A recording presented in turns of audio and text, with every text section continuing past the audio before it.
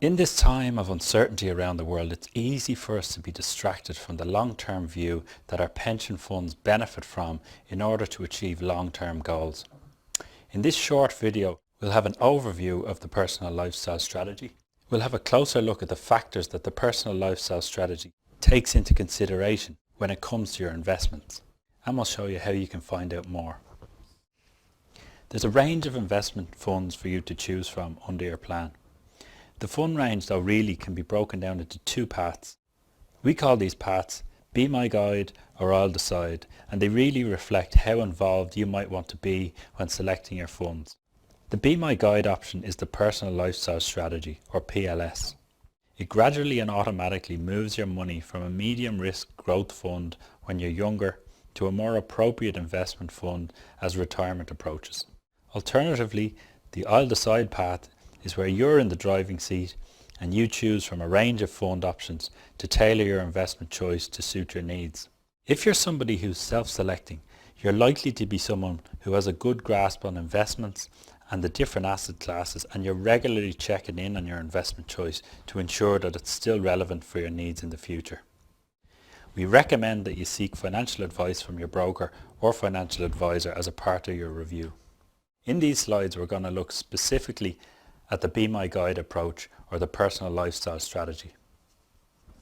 The Personal Lifestyle Strategy, or PLS, is by far the most popular option for new entrants across the plans we manage. In many cases, it's the default option that's used by trustees when members don't choose themselves where to invest.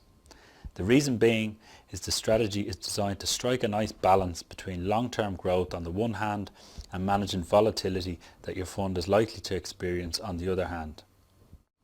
While you're young, while you're far from retirement, and while you have time on your side to weather the ups and downs that the market will throw at you, you're invested in a growth fund.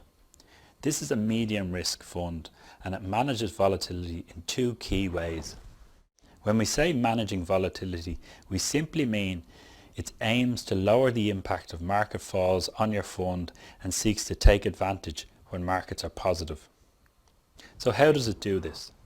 Firstly, it's invested in a wide range of asset types, assets that give returns at different times.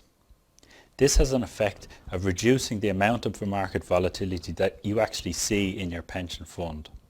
These asset classes are made up of equities or shares, bonds, property and cash.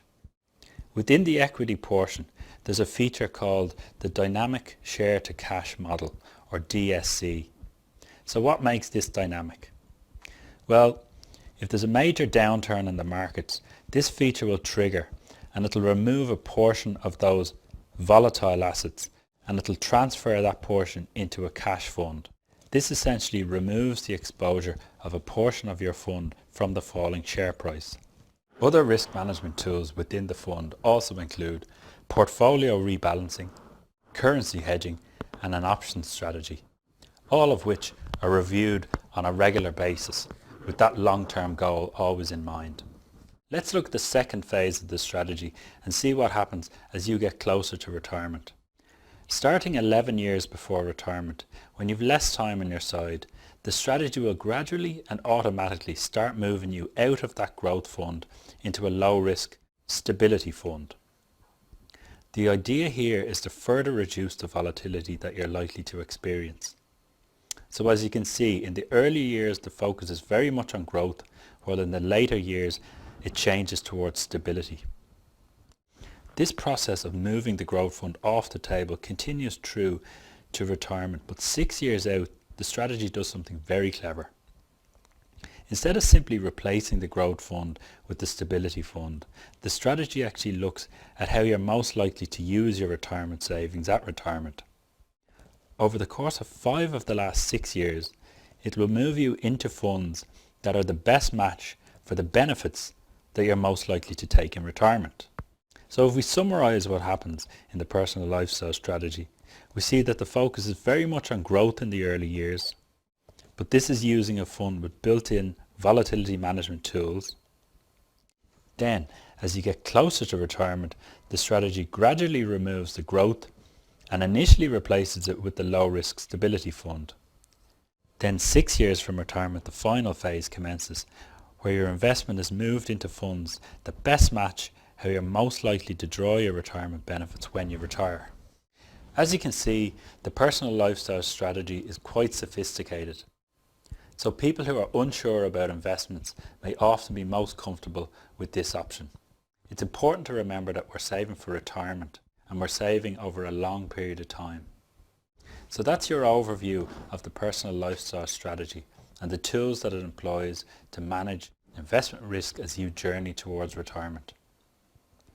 We encourage you to get online and have a look at some of the other tools and information available to you. I hope this video has been of some benefit. Remember, if you have any questions, we're here to help.